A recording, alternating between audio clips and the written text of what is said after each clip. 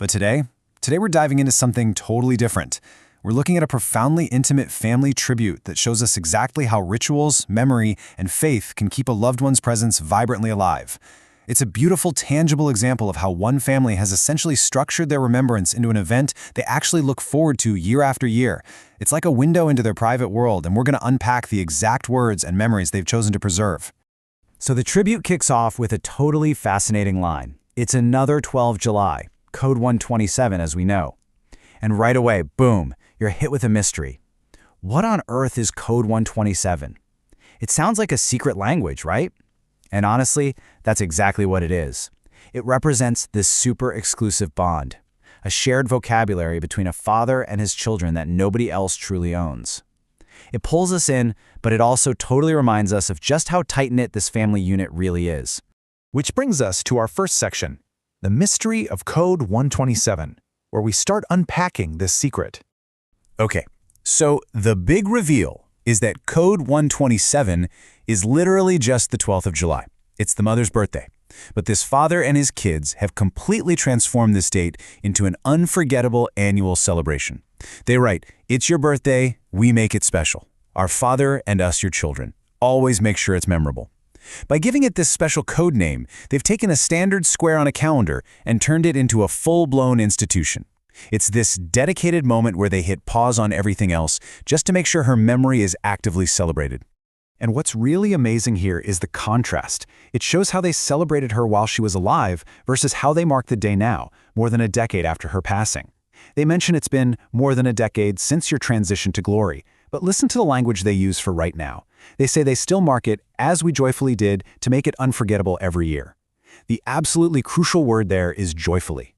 I mean, despite the massive loss they've felt for over 10 years, this ritual isn't some heavy, mournful obligation. No, it's an active, joyful continuation of the exact same love they shared when she was physically right there with them.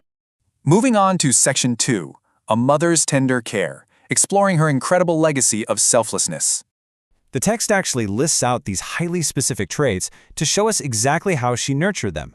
They describe her as tender and kind like no other. But they go way beyond just throwing out nice adjectives. The tribute highlights her immense selflessness, explicitly saying she put her life aside for her family. I mean, think about that. That is a profound statement of sacrifice. It tells us her entire identity was wrapped up in the daily, nurturing acts of raising her kids with a caring hand. She didn't just exist in the background. She actively, intentionally put their well-being way above her own. Now, what I absolutely love about this part is how these poetic couplets capture the really physical, intimate acts of her love. It says, "You nurtured us with a caring hand and wiped our cheeks when we cried." It takes this giant, almost overwhelming concept of a mother's love and grounds it into something so relatable and human, just the simple, gentle act of wiping away a child's tears. Preserving that specific memory shows that what the kids remember most isn't just a vague feeling of being loved, it's the actual physical reassurance she gave them when they were upset. Now this brings us to Section 3, Faith and Fierce Protection. She wasn't just comforting, she was a spiritual shield. Take a look at this stunning couplet. It shows how her maternal worry trickled down to their absolute smallest vulnerabilities. "You never wished to see us hurt, nor our little feet bruised or our fingers burnt." It's just such incredibly vivid imagery. It speaks to that intense, primal instinct parents have to shield their kids from the harshness of the world. She wasn't just on the lookout for massive life catastrophes, she cared deeply about the little things, the everyday scrapes and burnt fingers of childhood. That level of super-focused attentiveness obviously resonated deeply with her family for them to immortalize it here. And that fierce protective instinct fed directly into her spiritual role in the house. Whenever illness, or what they actually call evil, approached, she didn't just panic or hide. She had a whole game plan. Step 1, she sensed it coming. Step 2, she took immediate physical action, sitting right down by her children's side. And Step 3, she fought back, using fervent prayer and supplication to heaven. She would pull them into her arms and pray for them to follow God's way. Her faith was literally the active shield she used to defend her home. It's pretty amazing. Finally, let's head into Section 4, A Legacy of Remembrance, and look at how they honor her today. Okay, I have to share this beautiful, really surprising detail tucked away near the end of the tribute. The father actually has a special pet name for her, Chi-Chi. The text says, Keep resting our father's cherished Chi-Chi, a name he calls you only on this day, code 127. Just pause and think about the emotional weight of that. He reserves this deeply personal term of endearment for literally one single day out of the entire year. It makes July 12th this completely sacred space, a sort of time capsule where the most intimate parts of their marriage are brought out into the light, honored, and then safely put away again until next year. It perfectly shows how rituals can give real shape and discipline to our grief. So, if we trace this family's journey on a timeline, we see it stretched from her past earthly care, nurturing them and fighting off illness with prayer, straight through her passing, which they so beautifully call her transition to glory over 10 years ago.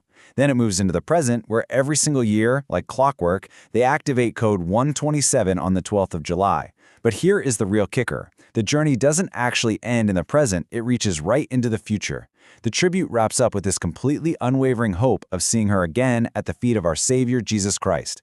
This ritual, it isn't just about looking backward at someone they lost, it's entirely about looking forward to a reunion. As we wrap up this explainer on the sheer power of family bonds and memory, I really want to leave you with a thought to reflect on for your own life.